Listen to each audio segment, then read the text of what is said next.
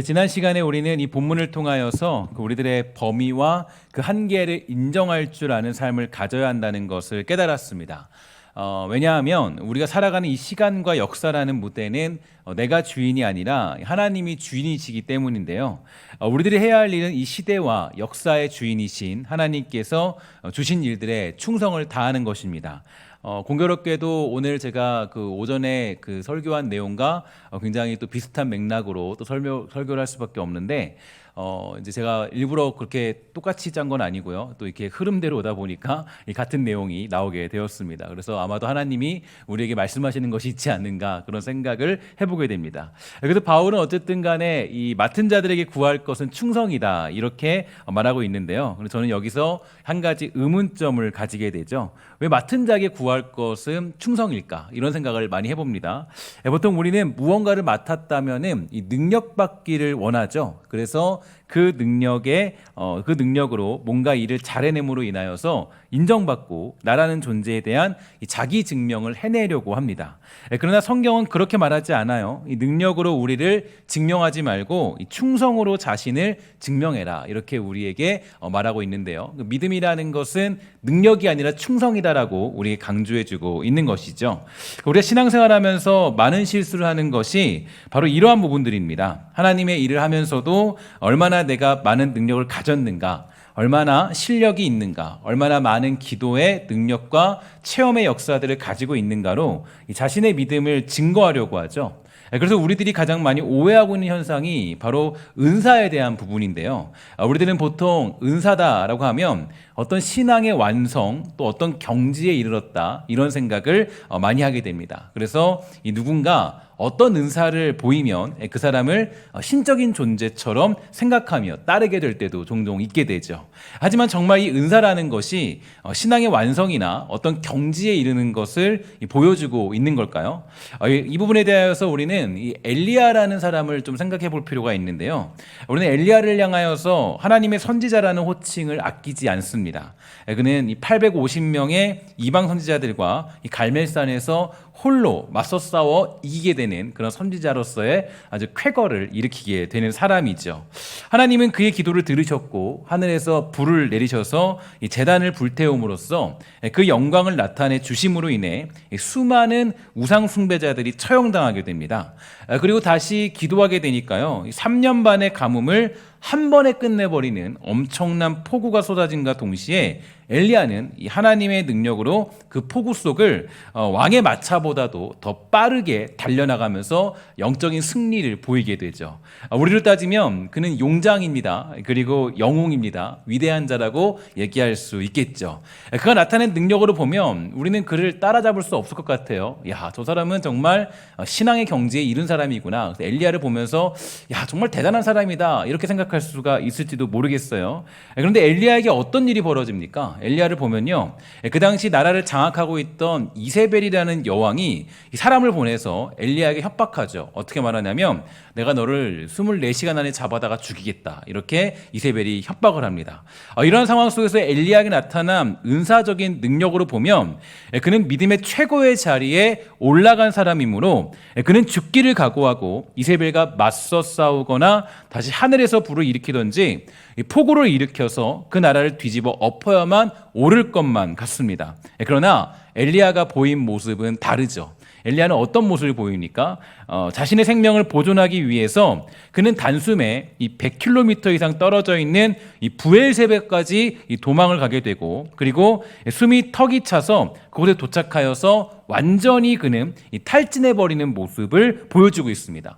분명히 엘리야는 이 엄청난 능력을 보인 사람이고 그 능력으로 말미암아 하나님을 경험했던 사람임에도 불구하고 그의 믿음은 온데간데 없이 사라지고 말았습니다. 바로 이게 능력을 가지고 있고 은사를 가지고 있던 엘리야의 모습이에요. 그는 이세벨이라는 여자의 협박에 뒤도 돌아보지 못할 정도로 주랭랑을 치게 된 그런 모습을 가지고 있었어요. 그러니까 이게 우리가 보여주는 메시지는요, 어떤 은사나 능력이 결코 신앙의 완성이나 어떤 경지에 이르렀다는 것을 보여주는 것이 아님을 엘리야를 통해서 우리 확인할 수 있게 되는데요.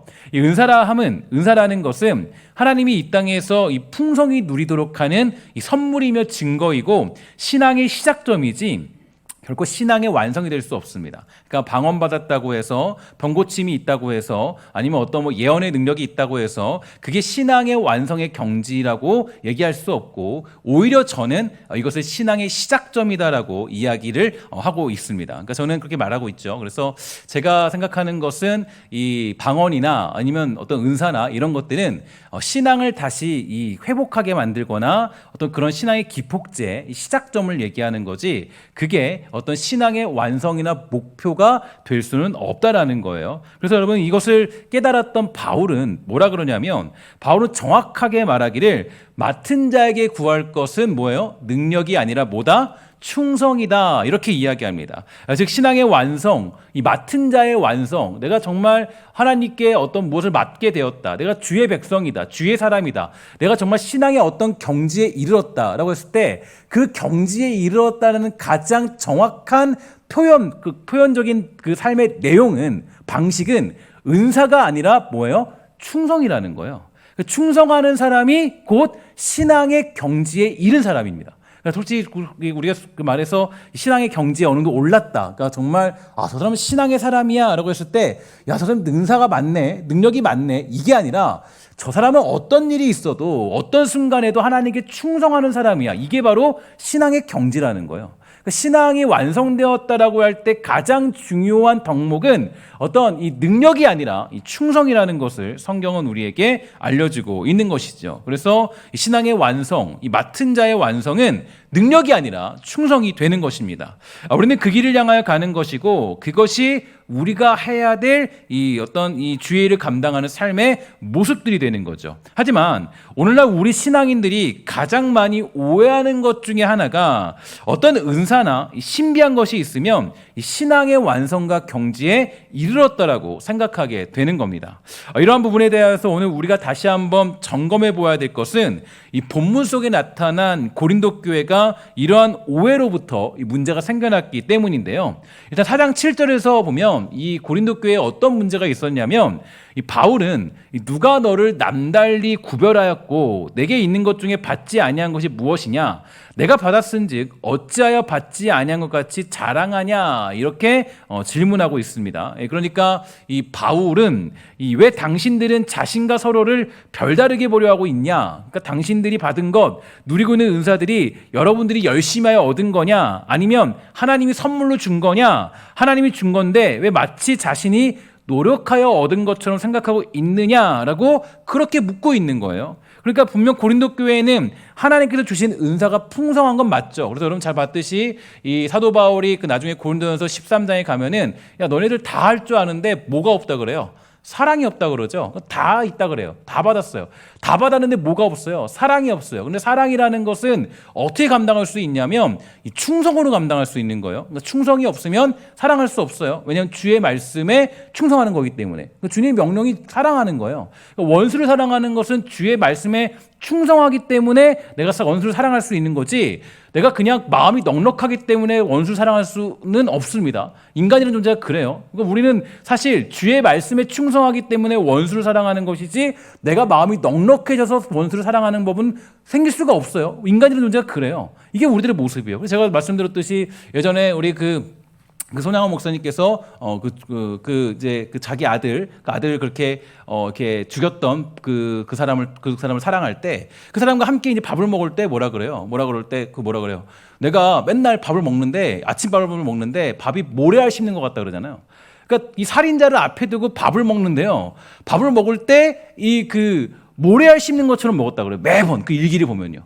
그러니까 내가 원수를 사랑하는 건 어떤 이 정말 마음이 넉넉하거나 그게 아니라 내 마음이 주의 말씀에 충성하는 거예요. 그러니까 이게 사실 충성이에요. 하나님이 나에게 그 원수를 사랑하라고 했으니까 나는 하나님의 말씀에 충성하고 그 사람을 그냥 사랑하는 거예요. 그게 우리들의 삶의 모습이라고요. 그러니까 인간이라는 존재 자체는 사실 이 마음이 이게 쉽게 넉넉해질 수가 없어요. 그러니까 하나님의 마음을 다 가질 수는 없습니다. 그러나 어느 정도 모방전을 할 수 있죠. 따라갈 수는 있죠. 어쨌든 간에 이런 모습들이 있어요. 그래서 이 고린도 교회를 보면요, 하나님께서 주신 은사가 굉장히 풍성했습니다. 그러니까 굉장히 많이 은사가 있었고 사람들이 다 은사를 가지고 있었어요. 그러니까 이 사람도 방언하고 저 사람도 방언하고 이 사람도 예언하고 이 사람도 뭐 병 고치고 뭐 이 사람도 뭐 하고 뭐가 다 했다는 거예요. 여기 지금 우리가 한 4, 50명, 60명 정도 모여 있는데 뭐라 그래요? 이 사람들이 전부 다 어떤 그런 이 은사를 다 표현한 거예요. 대단한 교회죠. 야, 대단한 교회다. 근데 그게 신앙의 완성이 아니라는 거예요. 신앙의 완성이 뭐냐면 바로 사랑인데 그 사랑이라는 것은 주의 말씀에 충성하는 것으로 인해서 가능하다는 것을 사도 바울이 깨달은 거죠. 그러니까 이 분명히 고린도 교회는 하나님께서 주신 은사가 풍성하였어요. 그들은 다른 초대교회들과 같이 하나님께서 주권적으로 베푸시는 많은 능력들을 경험했고 많은 사람들에게 그러한 모습들이 나타나게 된 건 사실이에요. 하지만 그건 하나님이 주신 거죠. 그래서 어떤 특정한 사람들이나 능력 있는 사람들에게만 허락한 것이 아니라 하나님께서 이루시고자 하는 일들과 그분의 뜻과 계획 안에서 필요한 것이기 때문에 그들에게 허락하고 복으로 그런 은사들을 주신 겁니다. 그리고 그들은 그 받은 은사로 말미암아 하나님의 뜻에 따라 충성을 다하여 그 은사를 사용하면 되는 거예요. 충성 가운데 뭐가 필요해요? 은사가 필요한 거예요. 그러니까 충성된 일을 감당하는데 그 감당할 때 필요한 게 은사인 거예요. 은사가 먼저가 아니에요. 은사가 완성이 아니라 충성이 완성이에요. 그러니까 충성하는 그 삶을 위해서 필요한 게 은사가 되는 거죠. 그러나 고린도 교인들은 달랐습니다. 어떻게 했냐면 그 은사를 마치 자신의 능력처럼 여기기 시작합니다. 내가 이걸 깨달았기 때문에 내가 이만큼 노력했으니까 이만큼 많은 것을 가지고 있으므로 받은 거고 그건 나를 특별하게 해줄 것이다 라는 그런 생각을 하게 된 거예요. 심지어 그들은 예수 그리스도의 재림으로 이루어지는 하나님의 나라에서 누려야 될 만족과 기쁨들을 자신이 살고 있는 이 땅에서 누리려고 할 정도의 모습을 가지고 있었습니다. 그래서 현재 이 자신들에게 그 나타나는 그 능력에 머물고 싶었어요. 그러니까 이 고린도 교인들의 고린도 그 지역의 백성들의 특징들이나 여러 가지 봤을 때 이 은사를 받은 것 자체가 너무 자기네들은 신비하고 너무 이게 기쁜 거예요. 이게 너무 그냥 자기에게 만족감을 준 거죠. 그러니까 이 사람들이 원했던 것은 우리의 목적은 뭐예요? 우린 예수 믿고 어디 가는 거예요? 어디 가야 돼요? 어디가 모르시는 거 아니죠, 그죠? 주소를 잘 아셔야 돼요. 그죠? 우리 어디 가는 거예요? 우리 천국 가는 거죠. 예수 믿고 천국 가는 게 목표예요. 여러분 제가 그래서 아까도 우리 그 찬양 같은 가요를 불러드렸죠. 그죠? 뭐라 그래요? 그죠? 이 땅은 뭐예요? 나그네 길. 그죠? 이곳은 나그네 길. 하숙생으로 살아간다. 이게 우리의 찬양 같은 그런 가사예요. 가요예요. 거의 전 사도 바울이 줬다고 해도 과언이 아니었어요. 거의 뭐 하숙생 그 가요를 보면요. 정말 대단한 가요예요. 그러니까 여기서 우리가 여기 목적은 여러분 우리가 돈을 뭐 여기서 1억 1,000만 금을 줘도요 여기 목적이 아니에요. 이거 그러면 잘 생각하셔야 돼요. 예수 믿고 살아갈 때 사실 우리의 목적은 여기가 아니에요. 우리의 목적은 어쨌든지 간에 천국 가는 거예요. 맞죠? 아, 왜 여러분들 여기 두고 가시면 좀 두고 갈 게 많잖아요. 뭐 자녀들도 있고 돈도 있고 내가 그동안 벌었던 돈도 있는데 그거 내가 다 두고 가야 돼요. 근데 다 두고 가는 게 우리의 삶의 목적이에요. 이게 삶의 목적이라고요. 그거 이상한 거 아니에요. 그거 당연한 거예요. 그게 우리의 목적이에요. 정말 이상한 거 아니죠? 그러니까 여러분 이게 제가 이런 사건이 있었어요. 왜냐면 제가 이제 아직도 머릿속에 생생히 기억나는 사건인데 아직까지 기억에 남는 어떤 목사님의 말씀이 있었어요. 그분이 이 교회를 개척한 지 얼마 안 됐는데 한 150명 정도가 모였어요. 한 3년, 4년 만에 많이 모였죠. 근데 그 교회가 어느 정도 이 사람이 모이기 시작하니까 사람들도 열의가 있어요. 막 으쌰으쌰 막 하자 막. 그리고 목사님도 이제 외국에서 박사학위를 따온 지 얼마 되지 않은 상태였습니다. 근데 그분이 설교를 하는데 제가 너무 충격적인 얘기를 들었어요. 뭐라 그러냐 이렇게 주님께서 10년만 늦게 오시면 좋겠다. 이렇게 얘기를 하시는 거예요. 제가 이 얘기를 듣고 너무 충격적이어서요. 너무나도 마음이 속상했어요. 10년만 늦게 오면 좋겠다. 왜냐? 왜 그런가 보니까요. 교회가 조금 성장하니까 이 성장하는 거 보고 그리고 갔으면 좋겠다라는 거예요. 근데 사실 목사가 할 말은 아니죠. 그죠? 목사가 할 말은 뭐예요? 주님, 지금 당장이라도 주님 좀 와주세요. 아무리 내 교회가 잘 되고 있고 내가 뭐 지금 뭐 얼마큼 돈을 벌고 있고 뭐 사람들이 많이 모이고 다 가지고 있어도 우리 고백은 뭐여야 돼요? 주님, 지금이라도 나 주님 만나면 좋겠어요. 지금 당장. 예배 마치고라도 주님 만나면 좋겠어요. 이게 우리 믿음의 고백이잖아요. 여기서 왕노릇 할 게 아니라 우리 왕노릇은 어디서 하는 거예요? 저 땅에서 하는 거야. 저기 하늘나라에서. 그러니까 물론 하나님의 나라가 이 땅에 이루어지지만 여기서도 왕노릇하지만 완벽한 하나님 나라를 내가 경험하고 왕노릇하는 곳은 바로 저 천국입니다. 사실 그래서 우리는 죽음이 두렵지 않아요.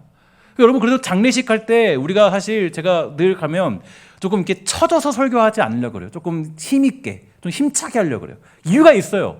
왜냐하면 가서 우리는 막 죽상하고 물론 너무 힘든 그런 상황들이 있죠. 그러나 우리는 사실 죽음이라는 게 사실 뭐냐면 우리에게는 주님 나라 가서 왕노릇하는 너무 행복한 날이에요. 사실은 그게 죽음이라는 게. 그래서 우리 예수 믿는 사람은 죽음 별로 안 두려워하는 거. 그래서 다 두고 가도.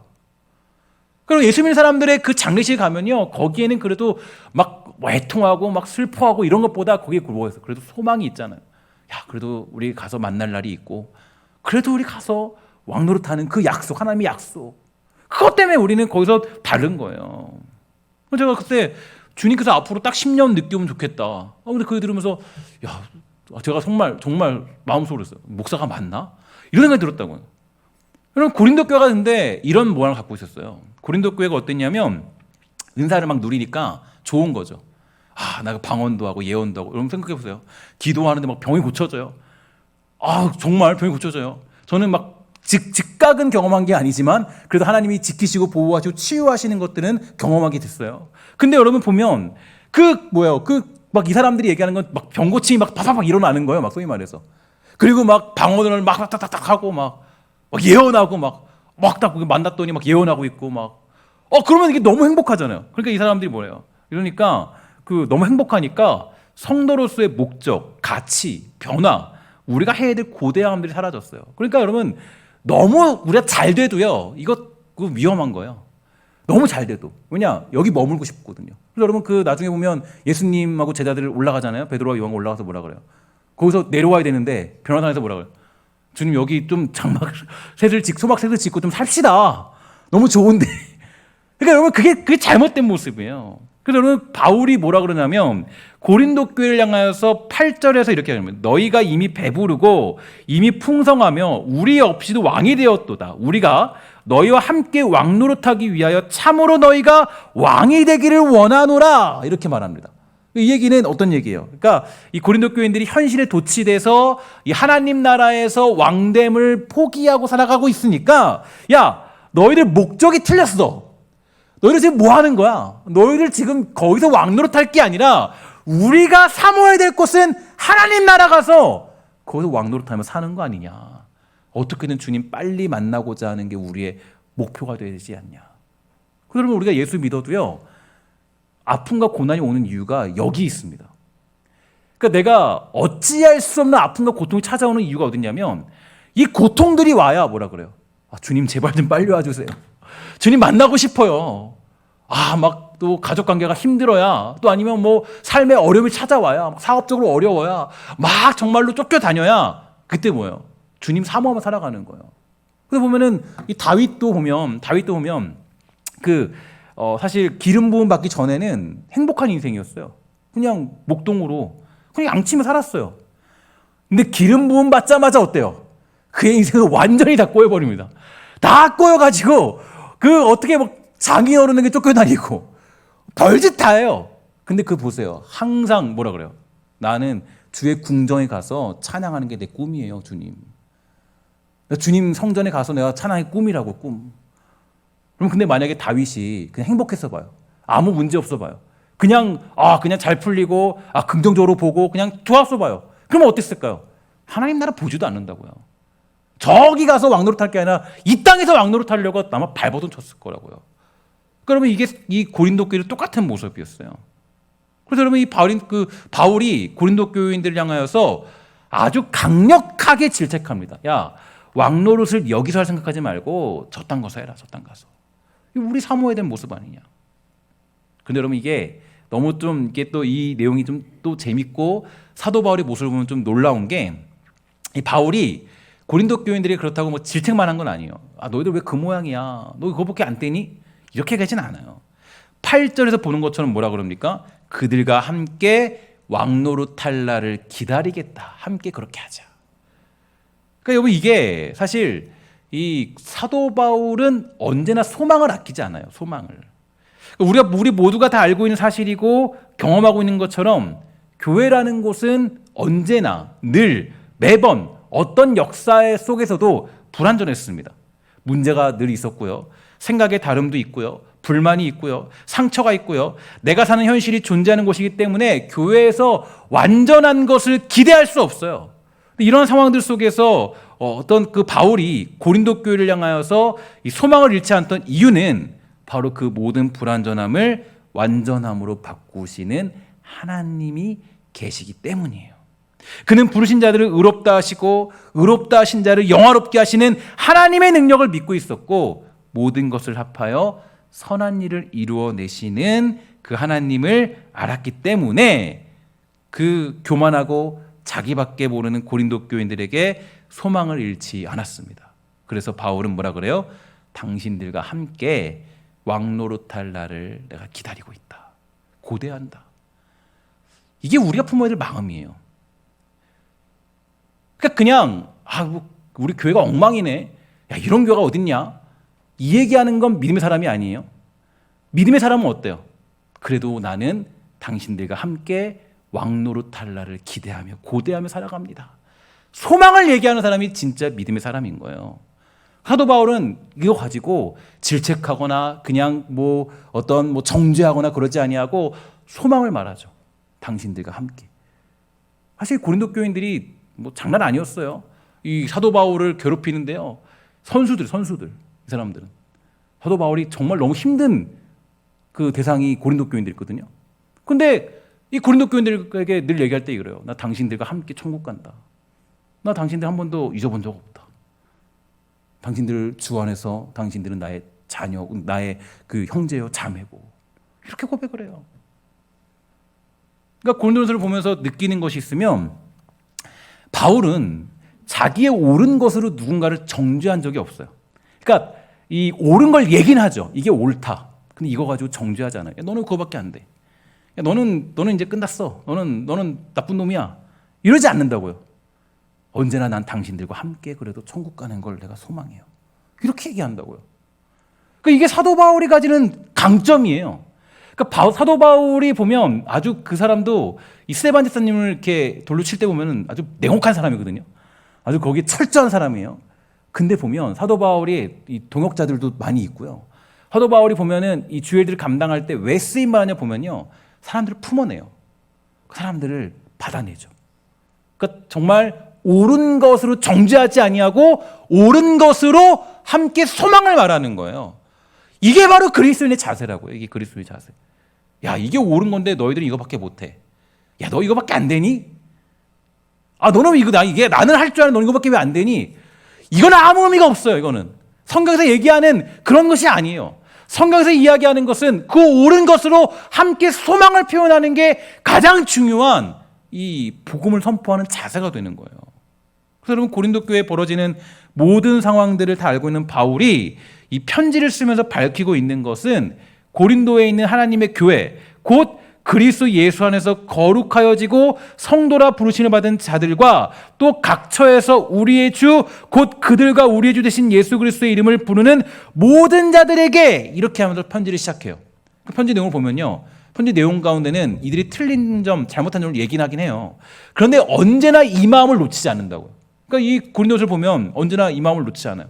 나는 당신들을 한 번도 잊어본 적이 없어요. 난 당신들을 한 번도 포기한 적이 없어요. 당신들과 함께 왕노릇할 날을 내가 고대합니다. 그러니까 이 사역을 한다거나 아니면 주의를 감당하는 것은요 이거예요. 그러니까 말도 안 되는 사람과 함께 살아간다고 보면 돼요. 근데 그들과 함께 소망을 품어내는 것이라고 보면 됩니다. 막 정말 옳은 걸로 정죄하고 이런 게 아니에요. 우리들도 이렇게 가야만 되는 거죠. 내가 옳은 길을 가는데 너는 왜 그렇게 가느냐? 이렇게 하는 게 아니라 우리가 옳은 길을 가는 것을 그들에게 보여주고 함께 그 옳은 길을 갈 수 있도록 소망을 가지고 섬기는 것이 우리들에게 주어진 임무가 되는 것입니다. 왜냐하면 오늘 내가 옳은 길을 가는 것, 지금 하나님을 깨닫고 바른 길을 가려 몸부림치며 기도하고 찬양하고 말씀을 묵상하는 것조차도 내가 이루는 것이 아니라 우리 하나님께서 나에게 주신 은혜가 되기 때문입니다. 그러니까 우리는 사실 내가 육체적으로 자랑할 게 없어요. 야, 내가 뭐 했다. 내가 뭐 했어. 너는 이거밖에 안 돼. 그게 없어요. 우리는 그렇게 하면 안 돼요. 우리는 그 은혜에 따라 그 옳은 길로 사람들을 가르치고 인도할 의무만 가지고 있지 정죄할 능력이나 권한은 받은 적이 없습니다. 하나님이 우리에게 그 모든 걸 선물로 주셨기 때문이죠. 내가 얻은 것이 아니라 오직 하나님께서 우리에게 믿음을 주셨기 때문입니다. 저와 여러분들이 구원의 길을 가는 것도, 그 믿음의 길을 가는 것도요, 나의 투철한 정신력이나 이렇게 가는 게 아니에요. 제가 새벽 기도를 할 때마다 느껴요. 야, 이거는 내가 능력이 있어서 하는 게 아니구나. 그러니까 내가 이것도 자랑할 것도 없어요. 뭐 새벽 기도 왜 나는 하는 당신은 못하면 이럴 수 없어요. 그러니까 새벽 기도 하는 것도 사실은 제가 보니까 하나님의 은혜 아니면 못해요. 특별히 목회자들은 더 그렇죠. 목회자들은 도망칠 수가 없어요. 하나님 은혜예요. 그러니까 새벽 기도하는 게 은혜죠. 우리 뒤에 사역자분들 계신데 어떻게 전임 사역자분들 은혜죠, 그죠? 아닌가요? 예, 근데 힘들어할 텐데, 그죠?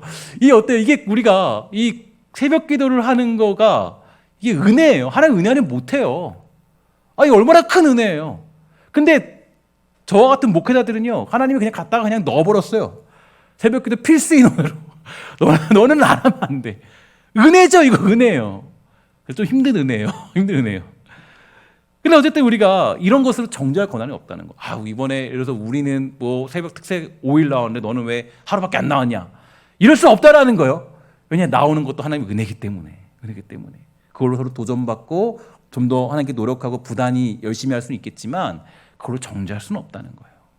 그래서 제가 누누이 여러분들 강조합니다. 뭘 강조하냐면, 우리가 하나님의 백성으로 부름받은 사람들이요. 아까 우리 기도하실 때도 말씀해 주셨는데 영원 전부터 택하여 주시고 우리를 불러주신 그 은혜를 우리는 다 부름받았어요. 그죠? 그러니까 우리는 그 다 부름받았기 때문에 모든 게 다 하나님의 은혜예요. 모든 게. 그러니까 죽었던 너희를 살렸다. 그러니까 내가 할 수 있는 신앙의 모든 건 다 은혜예요. 은혜 아니면 불가능한 거예요. 그러니까 제가 늘 말씀드리죠. 우리에게 주어진 권한은 누군가를 정죄할 권한은 준 적이 없어요. 하나님이 누군가를 정죄할 권한은 준 적이 없다고요. 우리에게 주신 유일한 권한이 있으면 누군가를 사랑할 수 있는 권한이에요. 그러니까 예수 믿는 사람들이 권한 행사를 하겠다. 이거는 내가 어떤 거는 사랑의 그 권한을 행사하는 거예요. 사랑할 권리만 있어요. 사랑할 권리만. 저 부족한 사람을 사랑할 권리만 있다고요. 근데 우리 자꾸 어때요? 내가 신앙의 연수가 깊어지고, 내가 어떤 직분을 차지하고, 내가 어떤 자리에 있고, 어떤 순간이 되고, 어떤 내가 공로를 쌓으면 내가 때로는 정죄하는 자리에 서 있고, 내가 어떤 그런 위치에 서 있을 때가 많이 있어요. 그게 아닙니다. 우리는 누군가를 정죄할 권한을 가지고 있지 않아요. 하나님이 한 번도 그런 권한 준 적이 없어요. 하나님이 우리에게 주신 권한은 유일하게 딱 하나인데, 사랑할 권한이에요. 사랑할 권한. 나에게 주어진 사람을 사랑할 권한. 이게 정말 만만치 않아요. 힘들어요. 쉽지 않아요.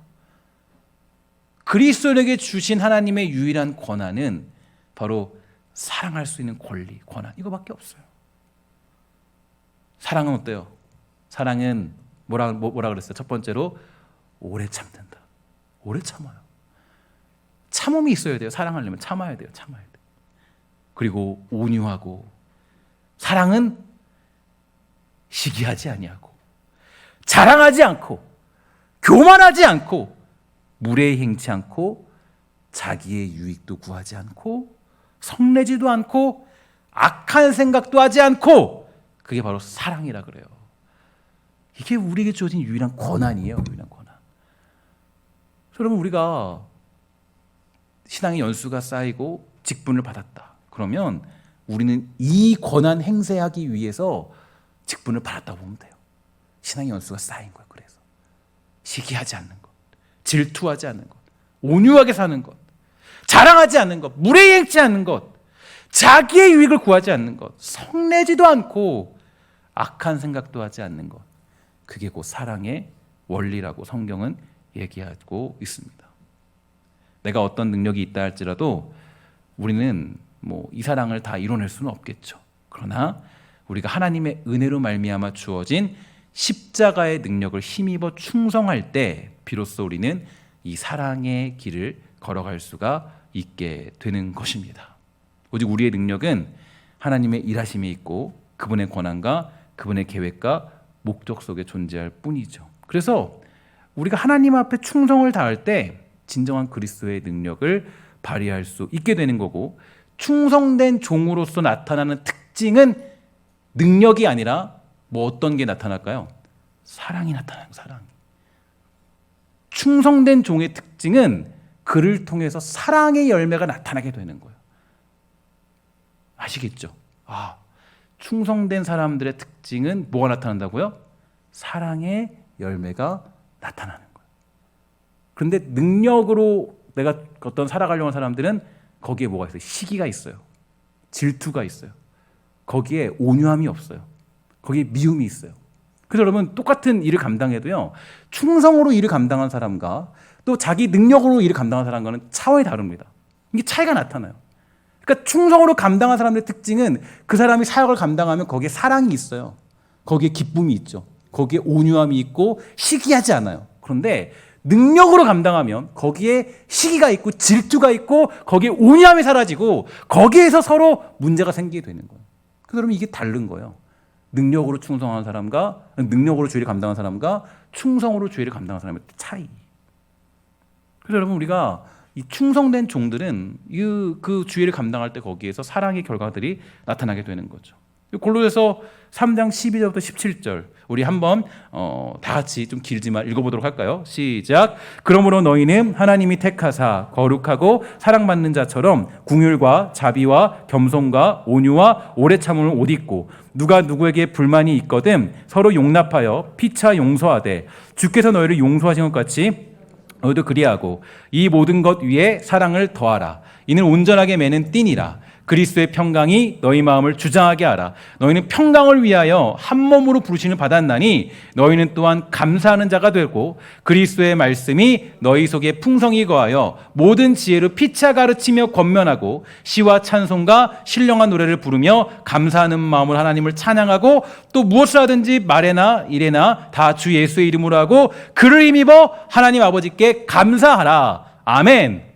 여러분, 이게 우리가 충성으로 감당하는 공동체의 특징이고, 충성으로 주의를 감당할 때 이러한 모습들이 나타날 수 있게 되는 것입니다. 사랑하는 여러분, 우리는 이 땅 살아갈 때 정말 무엇을 구하며 살아가고 있습니까? 여러분, 정말 무엇을 구하기 위해서 이 자리에 나오셨습니까? 능력입니까? 충성입니까? 능력은 우리가 구할 것이 아니에요. 우리는 하나님의 능력 앞에 충성을 다할 뿐입니다. 하나님의 능력은 예수 그리스도의 십자가의 길을 걸어가심과 죽으심으로 우리에게 온전히 나타나게 되었고요. 우리가 충성함으로 얻는 능력은 바로 어떤 길로 나타나는 거예요? 십자가의 길로 나타나는 거예요. 예수님의 그 가장 큰 능력은 뭐였어요? 바로 하나님께 충성한 것이었어요. 우리에게도 가장 큰 능력은 뭐예요? 주께 충성하는 거예요. 그리고 그렇게 충성한 사람들에게 나타나는 특징들, 바로 예수님이 십자가의 길을 걸으신 것처럼 우리도 그 십자가의 길을 걷는 것을 마땅히 여기며 그 길 걸어가는 삶으로 거듭나게 되는 것입니다. 그래서 제가 여러분들에게 그냥 뭐 죽도록 충성하십시오, 뭐 충성해서 주의를 감당하십시오, 이게 아니에요. 성경적으로 보면 모든 것들이 그래요. 성경 보면요, 다 충성이에요. 충성. 하나님의 그 크신 뜻 앞에 충성하는 거. 우리가 하나님 뜻을 어떻게 알아요? 하나님 뜻 예측할 수 있는 사람이 누가 있어요? 우리 욥기서 이제 거의 끝나가잖아요. 욥기서 보면서 뭘 느꼈어요? 하나님의 뜻은 알 수 없다. 이제 돌아오는 수요일 날 제가 욥기서 그 강에 하나님이 드디어 등장해서 말씀하실 텐데, 하나님이 얘기하는 거예요. 야, 너가 내 거 몰라. 너가 내 거 안다고? 너 웃기는 소리 하지 마. 아는 척하지 마, 내 거. 하나님이 그러세요, 욥에게. 너 내 거, 내가 하는 계획들 네가 알고 있는 것 같아? 너 하나도 몰라, 하나도 몰라. 그래서 너 할 일이 뭐야? 충성이야, 충성. 하나님 말씀하시는 거야. 여러분, 이 성경은 다 그렇게 우리가 강조해주고 있어요. 하나님의 뜻을 우리가 어떻게 할 수 있습니까? 하나님이 명령하시면 그게 내 마음에 들지 않아도 난 거기에 충성하며 살아가는 거예요. 그게 우리의 삶의 믿음의 모습이 되는 거죠. 원수를 사랑해라. 하나님, 원수를 사랑하라고요? 말도 안 되는 소리 하지 마세요. 그러나 뭐예요? 그러나 하나님 말씀이니까 저 충성합니다. 이거예요, 이거. 그게 그러면 하나님이 능력 주시는 거예요. 힘 주시는 거예요. 사랑할 수 있는 마음 주시고. 그게 우리에게 주시는 놀라운 은혜입니다. 여러분, 이 시간에 우리 사랑하는 신성교회와 우리 권속들 모두가 충성된 종으로 살아가서 하나님의 일들을 온전히 감당하는 복되고 아름다운 성도가 다 되기를 주의 이름으로 간절히 부탁을 드리겠습니다. 기도하도록 하겠습니다. 하나님 감사합니다. 이 땅 살아갈 때 우리가 이 충성함으로 그리스도의 십자가의 길을 걸어가도록 허락하여 주시옵소서. 충성된 종으로서 정말 하나님이 명령하시면 그 일에 충성하도록 붙잡아 주시고 죽도록 그 일에 충성하는 말미암아 거기에 하나님의 능력이 나타날 수 있도록 허락하여 주시옵소서. 능력이 먼저가 아니라 충성이 먼저입니다. 우리 모두가 정말 하나님의 그 크신 뜻 앞에 충성하며 살아갈 수 있는 복되고 아름다운 성도가 다 될 수 있도록 주님 허락하여 주시옵소서. 모든 말씀 예수님의 이름으로 간절히 기도합니다. 아멘.